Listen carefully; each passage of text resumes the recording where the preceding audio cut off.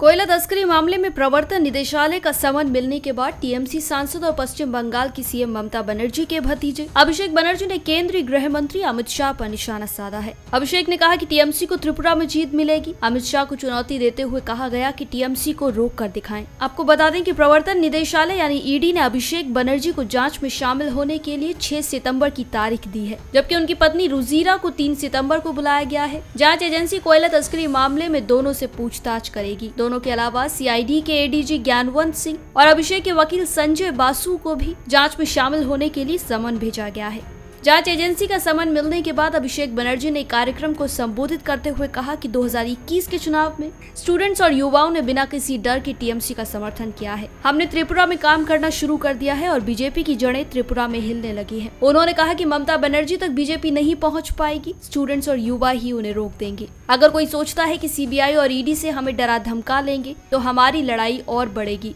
ममता बनर्जी के भतीजे ने आगे कहा कि जिस भी राज्य में लोकतंत्र की हत्या की जा रही है, टीएमसी उन राज्यों में जाएगी और लोगों के लिए लड़ाई लड़ेगी। अगर भाजपा को लगता है कि हम रुक जाएंगे तो मैं उनसे कहना चाहता हूं कि हम किसी भी चीज से नहीं डरने वाले हैं। अमित शाह को चुनौती देते हुए बनर्जी ने कहा कि जिस भी राज्य में टीएमसी प्रवेश करेगी अमित शाह को चुनौती देते हुए बनर्जी ने कहा कि जिस भी राज्य में टीएमसी प्रवेश करेगी मैं अमित शाह को चुनौती देता हूँ कि उसे रोक कर दिखाएं। हम उस राज्य को जीतेंगे, हम त्रिपुरा में जीत दर्ज करेंगे।